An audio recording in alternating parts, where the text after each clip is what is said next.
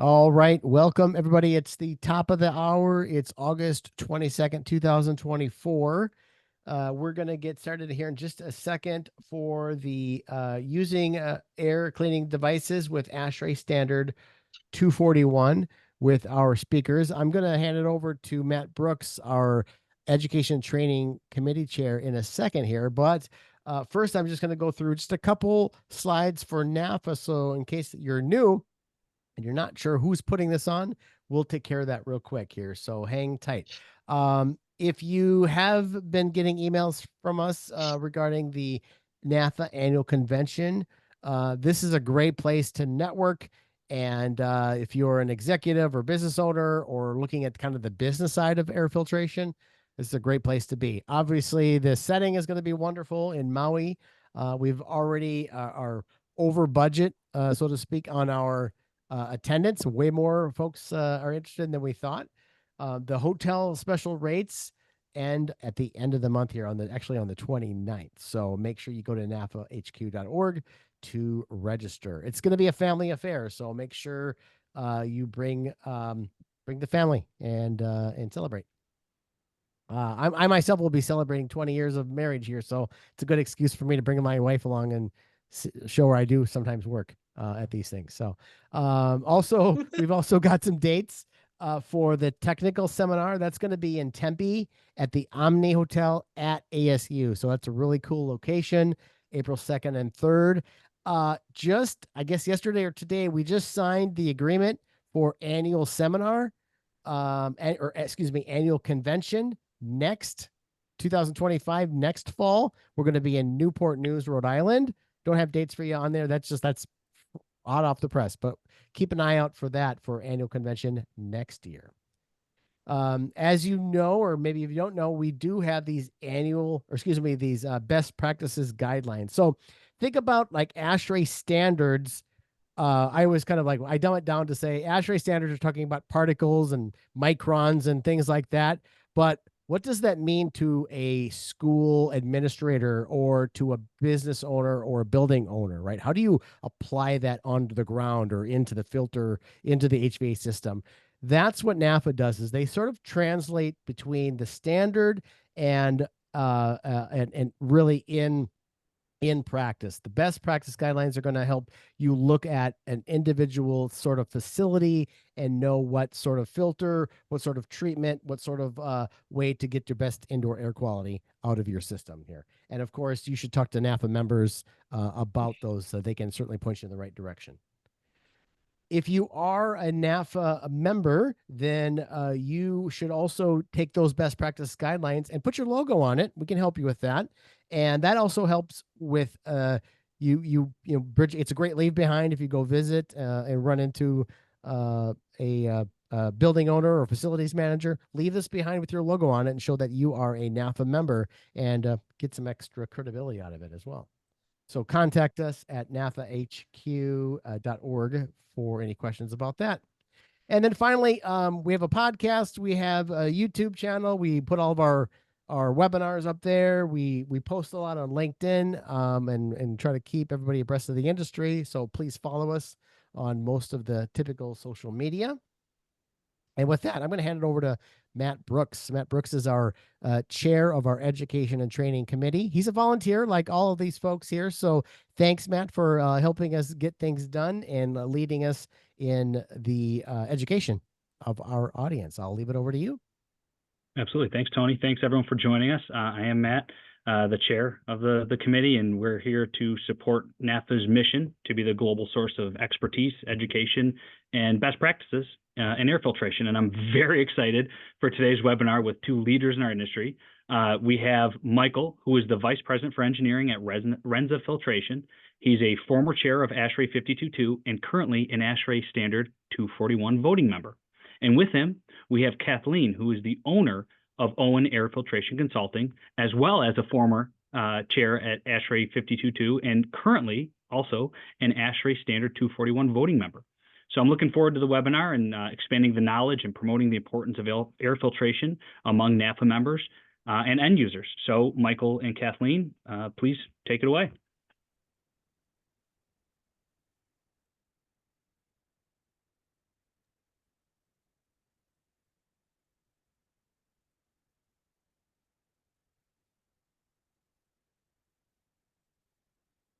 Michael, are you able to take over sharing?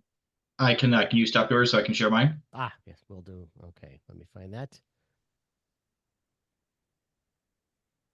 Of course, if I can find the panel that does that. There it is. Stop share. There we go. All right. Now I can see me. There you go. Okay, I'm going to be starting this off, and then Mike will take over about halfway through. So we're here today to talk about ASHRAE's new standard 241. It's about a year old now, so yeah, not as new as it was, but very new in concept. So it's important for everybody here to think through what we're talking about and think about how it applies other places. But why did we develop the standard for airborne infection risk mitigation? Okay. Obviously, airborne transmission of infections can be important, even if you don't think about the recent COVID pandemic. Think about how flu travels down the hall at work. You definitely see airborne infections as a problem, and it's airborne. So since we're all at NAFA, into cleaning air, how do we deal with that? But at ASHRAE, what happened during COVID is we had a bunch of people asking us questions. What do you do? Should we turn off the HVAC? Should we turn it on? Should we, more outdoor air, more air filters, all sorts of questions.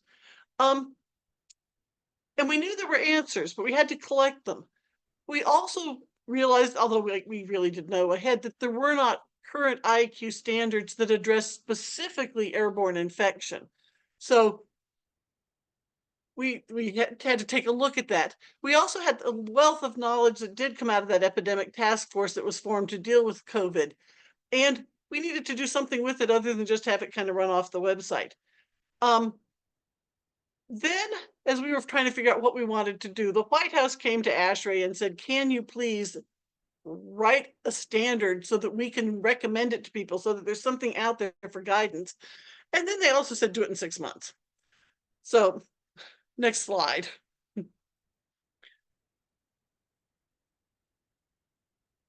Here's our timeline. You don't need to know everything on here, but basically, we started out with the COVID world. There were a lot of different seminars, a lot of topics, a lot of work at ASHRAE and other places, but eventually, most people who were thinking about it and were into thinking about aerosols and understood how particles work in air realized it was an infectious aerosol issue. In other words, we needed to do something about the air. The White House agreed in it, and they asked us to do it. ASHRAE decided that, yes, we would go ahead and do a really fast standard, which meant we had to have a standard that was not also ANSI approved. We got members together. Bill Bonfleth was in charge of it. He did an amazing job getting people together. We called for members. We got the membership approved. All that stuff took about 2 months, where it normally can take 6 maybe. But so it went through fast, but it still took a chunk out of that 6 months. Then we had 4 months to write it. So, but it came out last summer. So yay, 116 days after we started. Next. Okay, this is just the text out of the document. The purpose of the standard is to establish minimum requirements for control of infectious aerosols to reduce risk of disease transmission. Beyond that, there's a lot of information in there, but we did look at design, installation, commission, operation. The scope, and this is important, we are looking at airborne transmission long range. We're not talking about that within 6 feet of you, approximately, issues that the people were talking about. But we also are not establishing what you need to do all the time in your building or to control other contaminants. This is an infectious aerosol control method. Next.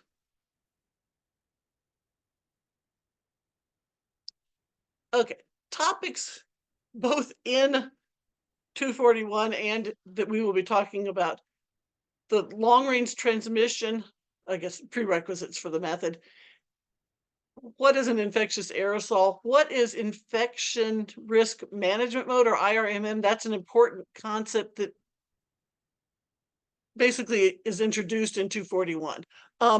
We also have the equivalent clean airflow, air cleaning in general, and then there's a lot of normative and informative appendices, and I'll talk about a few of them. The woman coughing there picture is intended to show you that a lot of big stuff comes out on the scale of stuff that stays in the air. And you can even see there, a lot of stuff does drop out close to you. But as the little graphic that I put at the bottom shows, stuff comes out besides the virus. So the liquidy stuff dries down, but you usually end up a coating. So you're not talking about dry viruses coming out. You're talking about particles that are virus and other stuff. But a fair number of them do get to the point where they're small enough that they're going to stay in the air for a long time if you don't do anything about it. So next. Prerequisites. Again, standard 241 only addresses infection risk. If you have a wildfire outside, you've got to figure out what to do for both issues potentially. If your problem is that your room smells bad, we're not dealing with that. We are just looking at the infection. One of the things that this makes a difference with is that we assume that the outdoor air is clean from the perspective of infection, because in general, you don't have a lot of human-generated viruses outside. Every facility that falls under different standards or legal codes has to still follow those. If you have a minimum outdoor air range, you have to have, you can't go below it, even if by chance your 241 level says you could be that low. So don't drop your minimum requirements that you have to have legally for your type of facility. We don't want you to not do the things you had to do for other issues. But our goal is to help you reduce your infection risk. Next, please. So this is the definition slide. Long-range transmission. Back under COVID, when they first started talking about it, they talked about fomites and airborne particles, and they use a lot of different words to basically mean what I would still consider an aerosol, but particles in the air. It's not 6 feet is a magic number. The answer is big stuff drops out faster, littler stuff stays in the air longer. Aerosols change as they're in the air as they age, from specifically in this case, getting bigger and shrinking because of the liquid. But in general, things that are short range, and I'm talking people, more or less spitting on you or something, coming out of their mouth and going directly into either your mouth or your nose or on your hand where you lick it, or depending on your age, hopefully not in this audience. But for long range, you're talking things that stay in the air and move around and that can get from you to the person down the hall or the person on the couch and when you're in your easy chair. It's stuff that you share with more people than you probably think you do. Next. Infectious aerosol. Again, an infectious aerosol is just a particle that's airborne that can make somebody sick. If you have virus that's inactivated or bacteria that's dead in the air, it's not an infectious aerosol. It's kind of nasty, but it doesn't make you sick. It's just, so it's a different issue. The graphics are to show you that depending on if you're speaking or coughing and the environment that you're in, you can get a wide variety of sizes and numbers of counts of particles in your air. So, the issues are somewhat complex. Sorry, I just had something pop up on my screen so that I can't see. 1 second here. Okay, next slide, please. Infection risk management mode. I still have a little bit of trouble saying that. I get the words out of order, but it's IRMM. This is a mode of operation where you are feeling the need, or somebody has decided that you have to reduce your infectious aerosol exposure. What happens is, if you have a pandemic or you have a building that's got a problem, the person who's responsible for your building, and that could be your governor, it could be your mayor, but it could also be just the owner of the building. Somebody says, we have a problem, you need to go into IRMM mode. That means you need to start using those plans that you've made to reduce risk. The reason we don't say do this all the time is because for some people, at least, there will be an extra energy use and there could be increases in cost. So we don't want to require it. That said, there's nothing that stops you from doing it if you want to. And is, we like to say it's an example of resilience applied to indoor air quality. Next. In 241, there was a lot of information on building readiness plans, and you probably are already familiar with doing building readiness plans, or at least having documentation about what goes on in your building. You're going to have, with an existing building, already got documents that say, where are your inlets for your ducts? How much ventilation do you have to have? What do you have in the way of coils? 241 has information, including sheets that you can use and just print out and just fill in, but things to add the information on your air cleaners and other information that you need to be able to put your plan together. It's different for existing because you should already have it. For new buildings, you can go ahead and plan to do this. One of the best things for new buildings is you might put in a bit more space for an air cleaner. But you want to look at the 241 and have it in your plan for your major renovations or your new building. But 241 gives you information on how to do that. Next. Equivalent clean airflow. Equivalent clean airflow is, to some extent, a new concept, a new way of looking at how you got your clean air. Because a lot of us with NAFA and other places where we use filters are used to just saying, okay, you need to put in a MERV 8. That'll give you clean enough air. In this case, we're actually quantifying it. We're saying we need a certain amount of pathogen-free air to distribute in the building. We have tables on how much ECA you need per person and for different types of facilities, and we'll talk about that a good bit. But I added the example that's at the bottom because a lot of people didn't quite get it. If you run air through a filter, you're not coming out with the top layer is 100% clean and the bottom layer is 100% dirty. It doesn't work like that. So you have to think of it as a concept.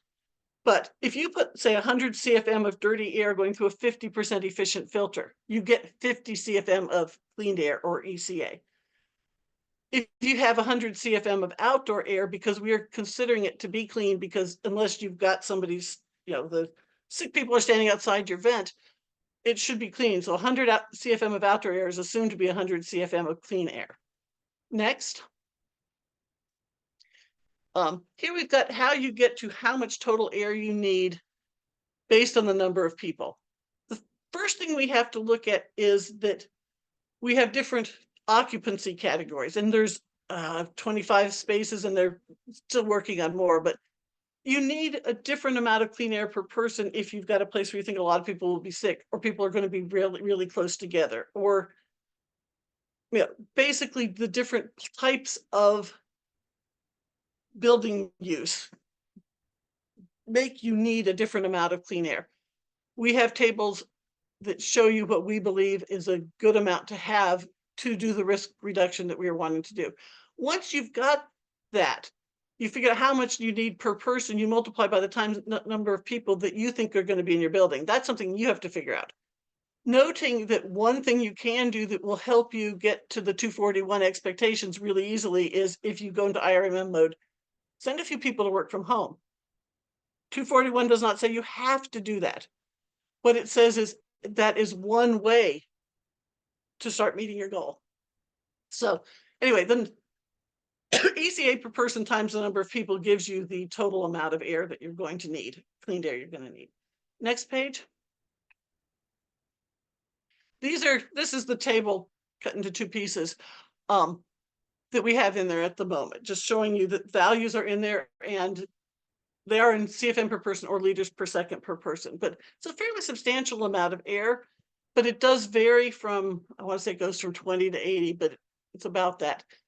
Note that places with loud vocalization, which means wire lofts or some place where people are going to be shouting, you have to double the amount because anytime you're exhaling harder, you're going to be doing more than if you're just sitting. This was originally the religious space because we were assuming people would sing. And people said, well, not all religions sing in church, and there's other places that do it too. So double it if you're going to do loud vocalization, and you've got to figure out if that applies to you. Next. One question I've gotten a number of times, and we decided to put some slides in because of it. This ASHRAE standard does not match the CDC recommendations. CDC, at least as of the time the slide was put together, is recommending 5 air changes per hour for everything. The risk assessment group in 241 determined that that is not the way they wanted to go because of the belief that different types of occupancy will produce different levels of risk. There's a lot more to it than that, but that's the basics. So I've got a couple of slides that will show you what this does in terms of how much air you need. I guess next slide. This is the version showing CFM per person, which you can read the axes. But looking this way, you can see that for some areas, CDC, the 5 air changes per hour, is a lot more air. Some of them, the 241 is a lot more. Generally speaking, all of the places in the CFM per person require less if you're just trying to meet the 62s and 170. Excuse me. Next. This is the same data, but plotted differently in terms of ACH. In this one, in terms of air changes per hour, you can see that 241 is a lot more air changes per hour in places like restaurant, gyms, and healthcare waiting areas. That one is the one I thought was most important to get. And again, for all of these specific locations, 241, and for that matter, the CDC ended up being higher than the minimum otherwise required.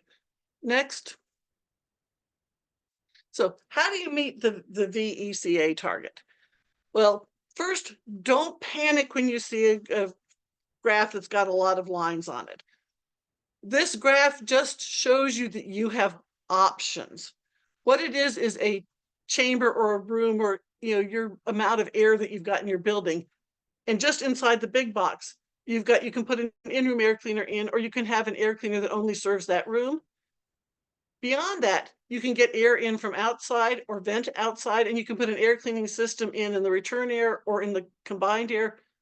There are a lot of different ways you can add air cleaning and, for that matter, outdoor air. So you have a lot of options. So to look at my bullets, the V sub ECA can be met by adding outdoor air or using outdoor air, getting ECA from multi-zone air cleaning systems. That's what you think of as being your HVAC air cleaner, something that might serve your whole building, or from using in-room air cleaning systems. We put this together because we want individuals to be allowed to have flexibility. Again, this doesn't mean you can't just come up with one plan for your building, but when you're planning it, you have options. We are not saying you have to do exactly what we want and making it really difficult for you. Again, though, you have to have your minimum outdoor air that you have to have for other rules. And one thing that we want to highlight to people, especially with NAFA, is on MERV filters. Anything that you're using, media filter that you're using the MERV for, it has to be at least a MERV 11 to give you credit toward the clean air. And as of January 1st, it's going to have to be a MERV A 11A. Next. So equivalent airflow for a filter. This is basically just showing you how the math works. Your cleaned air, so V sub ACS is the equivalent airflow for an air cleaner. So the amount you're getting from that, basically one unit or one set of units, is going to be the efficiency divided by 100 times the amount of air that goes through it. Pretty basic. No one here is going to be scared of that one. Next. I think this is Mike's turn. Thank you, Kathleen. Kathleen touched on quite a few good points, and I appreciate all the work on that. I was I was also at the time this was all started president of NAFA, and so I was brought in both as a former 52.2 chair and head of NAFA, just for the air cleaning device. One of the things that they focused on was not making sure that it was not simply air filters. They're not encouraging or specifying a technology. What they're doing is giving people options. Obviously, the primary one is mechanical filters, but they're also talking UVDI or UV devices, UVC, reactive ionizers if they can prove their efficacy. There's multiple pathways to this, so people do not need to overhaul all their systems. Again, the standard is focused simply on infectious aerosol.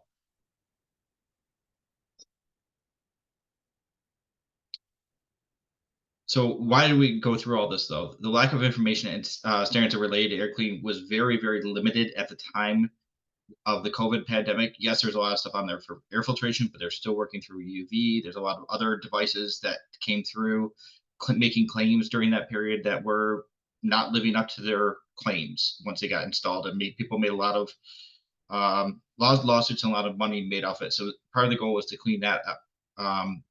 So we also put some things in there around effectiveness. We also want to make sure, due to some safety protocols that have existed over time, such as secondary contaminants, particles, ozones, that these were not, we weren't making air cleaner from infections, but making them dangerous in other ways. Also making minimum requirements for all of efficiency and effectiveness in safety testing for across all platforms.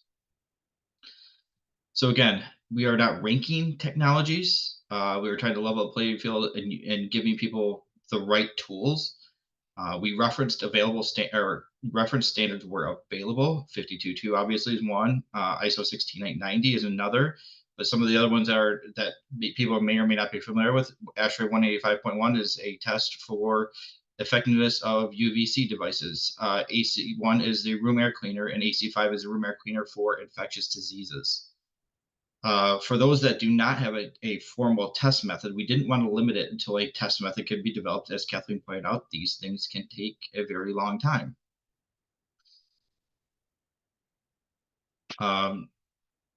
So we went to multiple different sorts of categorization of devices. Are they used in duct systems? Are they cleaning in the room? Are they at the room duct? Are they fibrous in behavior? So we had to allow for multiple different methodologies for inactivating or capturing infectious aerosols. So obviously for this group, MERV is the big one, an ISO 16890. Kathleen pointed out, come January 1st, 2025, everything will need to be an Appendix J MERV A approved filter.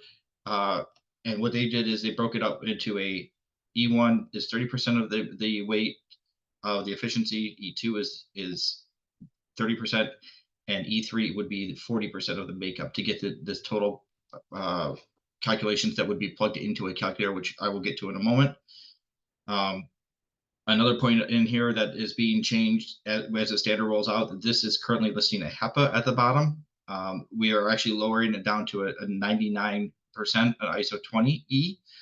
There is not technically that category on IEST or other methodologies for testing HEPAs. But again, what we're only going to claim as up to is 99%. We're never going to claim 100% because there was no point to it. Once you hit that point on removing infectious aerosols, you're going to qualify for what you need to do anyway. Again, when we get into room air cleaners, AC1 is the standard similar to, it's testing the fan and the filter and anything else to go with it. It's a device, so it's different. But similar to the E1, E2, E3, we are talking about the smoke, the dust, and the pollen particles. Smoke is equivalent to about the E1 category, dust is equivalent to about the E2, and pollen is equivalent to about E3. And they're just adjusting the average against that, which gets you your CADR response. That gets you your equivalent clean airflow for a room air cleaner. As far as devices that can inactivate aerosols, one of the things that is stated specifically in there is using MS2 as the infectious disease control. That was selected by people who understand infectious diseases far greater than me. And if you have questions on why it was was used, please reach out to myself or Tony or Kathleen. We can get you the right people. But it is MS2 is the standard. 185.1, like I said, is the standard that is testing UVC in duct systems. Not necessarily for standalone in room, but for basically for a flyby. Think about it as 52.2. We're also allowing things such as Appendix Appendix L with 52.2, which is essentially firing MS2 at a filter and capturing up and downstream to see what the effectiveness on viruses are. Specifically, this is if you want to say I think my MERV 9 behaves better than it does than MERV. I could test it against Appendix L. There are some laboratories who are beginning to test that currently, but I'm not there. There is, again, this is another path. Also, we are looking at safety. Appendix A in 241 lays out a very strong protocol on how to make sure you're not creating byproducts, you're not contaminating other parts down the stream. Is it flammable? Anything like that. There are contingencies for safety protocols as well. The key one in there is ozone, and that actually references another standard to make sure there's not ozone generated to be bad for the health. Oops. So one of the things that we always try to do is focus on consensus standards. Some are not available. Some are. Consensus standards are those which are 52.2 is a consensus standard where a group of people have come together, figured out, and they're ANSI standards or they're ISO standards. New technologies don't have these. We want to make sure that all these same conditions, we are using a 800 cubic foot room for testing room air cleaners, whether it be for biocides or just particulate. Are we in compliance? Our laboratory is using certain requirements of IEC 17025. Again, you see the test chamber, test duct for the MS2. Again, trying to lay a platform so any device can be used to help the end user realize their appropriate equivalent clean air needs. So one of the questions that always comes up to me that I'm asked is the energy consumption when you go from a MERV 8 to a MERV 13. Sometimes it's worse, sometimes it's better. What we're finding though is if you live in Michigan in the middle of winter, it's not cheaper to turn on the heat and run a higher with a fan just because you're putting cold air, or the case of Arizona in the summertime, you're cooling down, so you're actually using less air by recirculation. There are some issues that could be related to CO2. Those need to be addressed at the local level to make sure you're compliant with that, or reduce your usage of outside air. So recirculating the air is significantly improves upon the overall energy consumption when it can be used appropriately. Also, if you are having an infectious disease issue at the same time you're having a wildfire issue, those would be a bad time to be starting to pull clean air from outdoors. So we baseline against outdoor air for the equivalent clean air, but it doesn't mean that's the right air to be using. Sometimes it's just your own internal air. Some of the other resources that have been provided. Tony, this is a link. If you could share it, the www.ashrae.org 241-2023. If we can get that into the chat for people to read, this is a great place for the building readiness. There's a calculator out there. There's everything that 241 is publishing. We're putting helpful frequently asked questions out there that you can go find additional resources if you have any questions beyond what is covered here. It also gives you a kind of a very glossed over introduction to this whole topic. Getting into the equivalent clean air, once we've selected devices, this is what the calculator will look like. You can pull in what the type is, if it's a classroom or if it's a auditorium or if it's a patient room. You could say ceiling height, volume, total supply air. You can change out things for UV as far as the efficiency goes, the filter usage. And you could see if you are at the bottom, you will see if you pass or fail based off of running these simulations. And you could figure out then what is the best solution for your end customer. It may be simply putting a room air cleaner in there. It may be as simple as putting a MERV 13A filter in there. There's multiple options, multiple paths, and that was the goal of this. is there is a lot of ways. If you can't go above a MERV 8 as far as resistance goes, can I put a UV system in to help with that? Just I flip the switch when I need it. To Kathleen's point, can I just roll a room air cleaner into a high usage area? Those are all possibilities. They all have their downsides. Room air cleaners tend to be noisier. UV does not suffer that, but UV has other installation issues. So please go out and find this on the website, and it's free for download and free for use. So people ask also is what is the future of 241? Obviously, everyone who's a voting member are out there doing publications, doing presentations. The webpage is out there. There's some pilot testing going on. I have not heard a lot of them. You also heard Kathleen speak that we are not at ANSI certified standard yet. We have begun that process. What ANSI certification means is that we go out for publication, public review. Anytime there's a major revision, any major changes to it, we must respond to all public comments. We can just, for the record, we can disagree with them and respond to that we don't agree. But those are some of the big steps that ASHRAE is taking. ASHRAE is also looking at referencing them in 62.1 and 62.2. For those who don't know, 62.1 is the commercial industrial code, 62.2 is a residential code, 170, which is the hospital standard for ventilation. They're all starting to group into this. In fact, standard 189.3, which is the high performance hospitals, is actually already adopted Appendix J mandatory for all MERV rated filters. So you must have a MERV. Actually, the minimum for them is a MERV 11A. And then, of course, adoption into code, they're trying to push through with that. Nothing has been formally adopted besides for the one I mentioned, but every committee is looking at how does 241 interact with them and vice versa. So a week ago, we actually had a conference call on how 170, how they have significantly more spaces than 241. How do those two overlap? Where do they fit? So there is correspondence between them.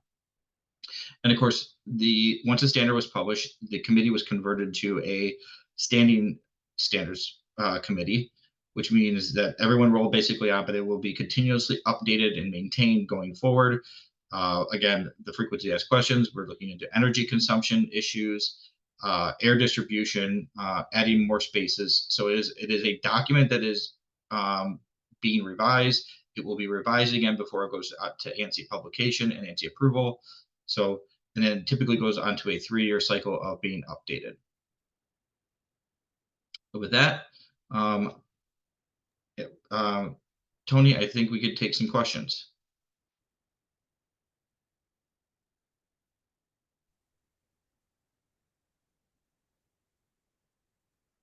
Okay. I did post a call for any questions. Let's see, we do have one coming in here. Let's see. We'll have to do a little research on that. There's says, what are your thoughts on Illinois House Bill 4903, Illinois State Legislature page? I don't know if we have know what that is. I'd have to do so. I guess you can maybe summarize that question for all states. Are you seeing this being adopted in some sort of policies, procedures at the state or federal level? This guidance that ASHRAE is providing? From what I have seen, I have not heard of anything formally yet. I've heard rumors, and I don't want to deal with that on this call, but I have heard people are looking at it. Specifically, the people who are most aggressive are pushing it are not necessarily from the U.S. They're adopting it on the ASHRAE standard in their hospitals and things like that, where the building readiness plans are being enacted. I think I've also heard possibly California's looking into it as well, but I don't specifically know the HB 4903 from Illinois. Kathleen, have you heard anything? I know that Illinois has something going on that has to do with schools, but I don't know that it's that bill, and I don't know the content. So I do know that there have been some legislatures that have at least considered trying to put information I would have called more ETF-like than 241-like, but people trying to get improvements, but I haven't heard of anything that was specifically 241 yet. Okay. We had another question, actually two questions, both about the Appendix L and the Appendix J. If you could kind of explain that in a little bit more of a layman's term to see how they're compatible or how they work together. Okay, Appendix L in 52.2 is equivalent to the 185.1 test, but the 185.1 test, it's a single pass test for UV air cleaners. That group did not want to add other air cleaners, and because there are enough people that wanted to test devices other than just UV to see what actually comes through with organisms. It could be MS2 virus, or it could be bacteria, or yeah. One of our guys on 52.2 came up with the idea, and I basically pulled it together, but we put in essentially 185.1 into it, but said basically do the same things you have to do for 52.2, get your velocity uniformity, get your, all that other stuff, your temperature and humidity control, but generate a bioaerosol upstream of the air cleaner. It could be a filter, it could be an ionizer, and measure upstream and downstream concentrations and calculate an efficiency from that. So that's what Appendix L does. It allows you to do actual measurements with live or virus bioaerosols to get an efficiency in a single pass situation. So you're just testing upstream and downstream. It doesn't recirculate in the sense of you can't treat it 10 times that way. Appendix J is part of the 52.2 regular particle test, except that it's optional, but it's a test that was designed to more or less, it coats the fibers, but it helps determine what the efficiency is likely to be in real life for charged media filters, also called electret. It was aimed at imitating like a lifetime of exposure to small particles. What you see frequently with electret type media, you can drop 50% of your efficiency over the course of use. I can't say everybody does it. The same thing is included in ISO 16890, except it's doing an isopropyl alcohol exposure to drop that efficiency, because the MERV, which everybody here has got to be familiar with, minimum efficiency reporting value, minimum. When we did 52.2 in the first place, there were not a lot of charged medias out there. So we did not catch the bottom. We caught we caught the lowest level for the filters that we were using a lot in the 90s. So this is an add-on that's still optional because the committee hasn't come to a consensus of wanting to pull it in any way. Some of us want it to and some of us don't, but 241, because it's critical to be sure you're cleaning the air as much as you're saying you're doing it, included that because we don't want people saying that their filter is 80% and it's 40% at 3 months. And looking at the question specifically, Appendix L, as it stands, is a viable alternative for approval during this test. But instead of sticking in a MERV, you are going to be sticking in the efficiency you receive. Right. But the test must be, again, run with the MS2 as the contaminant. So yes, to answer that question specifically, Appendix L, as it currently, as 241 standard sits, is an approved methodology that can be used instead of Appendix J. And a follow-up question on that was Appendix L being restricted to using MS2, or is it 241? I'm sorry? Appendix L allows you to do different organisms, but if you want to use that efficiency for standard 241, your test has to have been run with MS2. So double question there, because you can test Aspergillus, or you can but you can't then use that efficiency to tell you whether you've met the needs that are the requirements of standard 241. Great. Okay. I want to touch on something really quickly, Matt. Keep going back to that comment of infectious disease. Kathleen hit on it a few times, and we were talking about how these are flowing into other committees and other standards within ASHRAE. The equivalent clean air is going to come up a lot. I have a feeling in the next couple of years. Kathleen, feel free to disagree with me. That's I why you'll see agree. that the equivalent clean air sub I is what you'll see on throughout this presentation, which is equivalent clean air infectious disease. Yes. So I I should just have want mentioned that. Yeah. yeah, If you but see, you might see a sub G or something like that if somebody's looking at gases. So, but that would not be 241. sorry, Mike, go ahead. No, that's great. That was a good follow-up question, a good clarification. Appreciate that. One that I'm curious about, and not necessarily specifically to a certain type of building, but if there's a facility that's considering upgrading their HVAC systems universally, and the question actually is that instead of adding in-class air cleaners, what would you offer to help them understand the benefits of portable units and how they can be used to mix when appropriately located?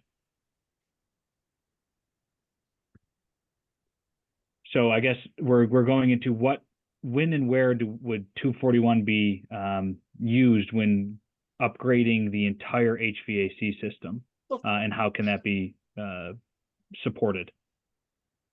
My thought would be if you're upgrading the whole system, the biggest issue we have for upgrading media filters and other types of air cleaners in buildings is not having a place to put them that you can put it in and seal it. So my first thought is if you're upgrading your HVAC, get someplace where you can put a deeper filter, because one of the biggest issues, like moving from a MERV 8 to a MERV 13, is if you get the same amount of media, you're likely to end up, and try to get them more efficient, you're likely to get much higher pressure drop. It's not always true, but so to me, if you're fixing your whole HVAC, do that. If you've got a situation where either you've got a source that you really want to control locally. For me, one of the biggest, and we didn't touch on this, but for residences, one of the things that this 241 has a whole section on is, what if you know you've got somebody who's sick and you want to put them in a separate section of the house and keep people healthy? A really easy way to control stuff near a person you know is sick is put the air cleaner in the bedroom with them and shut the door. You know, that would be an obvious, really good way to use an in-room air cleaner. Other places would be things like people I've talked to have things like waiting rooms at dentists, or even places that they are in office building space and they don't control the HVAC, so they can't change from a MERV 8 to something else. If you want to control the space where you've got a bunch of people sitting around in close proximity, an in-room air cleaner can get stuff close to them and you don't have to change the HVAC. But if you're changing the whole HVAC, use that equivalent air calculator thing and put in 3 or 4 different options and see what you get. I mean, if you have a specific building that, one 200 CFM air cleaner in one space solves all your issues, I would go with it. But if you're upgrading the whole thing, probably what you're going to want to do is allow yourself to go to a higher MERV when needed. Yeah, the only thing I would add to that is make sure when you're discussing this with people, make sure they understand the limitations of all the technologies, not just plugging in the calculator. If you put a loud room air cleaner, it's going to interfere in school. It's going to be harder to teach. True. So True. you may want to be upgrade not only when you're talking about a bigger filter, possibly bigger fan controls. If you're upgrading the whole system, can you add a UV device that is, again, simply a switch that you can activate at that time? And then worst case, then yes, you talk about room air cleaners. How do you strategically locate them? Also, when you're talking about that, make sure you include decibel levels in your evaluations. So it's application specific. Not every place has to worry. If you're in COVID, I remember there was gyms around us that would put in 2,500 CFM room air cleaners, 3 or 4 of them, but nobody cared about the sound because they all had headphones in. So these are things to just kind of keep in application specific. Yes, good points. Basically, your building better than 241 did, but 241 gives you tools to come up with a good plan. Kathleen, you're probably better off answering the next couple. Appendix L does not restrict to MS2, but one can use any pathogen. 241 requires us to use MS2, correct? Correct. So if you're getting a test result on a filter on Appendix L, in order to be compliant with 241, you must be using MS2. You can test anything you want, but you can't use it in the IRMM mode. Exactly. Yeah. And then there got some stuff onto Wells Riley, which is, I'm gonna let you. Can you see the chat on that? I had it closed because I was watching. Oh, this is the Q&A. Yep. I'd have to. I'm not seeing Wells Riley. It's down here somewhere. Yeah. There we go. Okay. Yeah. We didn't go into in this talk the risk assessment stuff. There was a whole lot of discussion, and yes, there's good information on that. And I know that there's been at least one paper, I think, that talked about that in the ASHRAE journal, and there will be more. So there's definitely a lot went into it in terms of the risk assessment and how we decided to go the way we went. Okay, we as a committee, consensus, I don't mean necessarily me and Mike, but believe that the approach that we took was reasonable. Yes, it's possible that there would be an energy strain during when you started using IRMM, which is one reason you want to think about it ahead and look at different scenarios. During IRMM, it might not be pretty much everyone is sick. The problem is you don't know who it is. IRMM will be at the point where somebody considers it to be a big enough issue that we need to control it. But it could be, 1 in 10 people, it's just everybody gets it who is being hospitalized and dying, or it could be 90% of the people and just enough of them are getting sick enough they can't work that somebody proclaims it. So we had to make a guess at how it's going to be used. So it's, we do not know what the pathogen that's going to be the one that's used with 241 first. We don't know if it's going to be a bad strain of the flu or if there's going to be another COVID or if it's going to be something we can't imagine. So, basically we did our best to get risk assessment involved in terms of lowering it. But we could not start from the perspective of knowing exactly the number of people or exactly the transmission rates. So, yeah. Correct me if I'm wrong, Kathleen, but there is all those papers are being collected. So everyone who's done the journal article, that usually gets popped into that website, doesn't it? I know that I think they're looking at basically every month they're creating a new journal article around 241. So I know a lot of people. Yeah. Yes.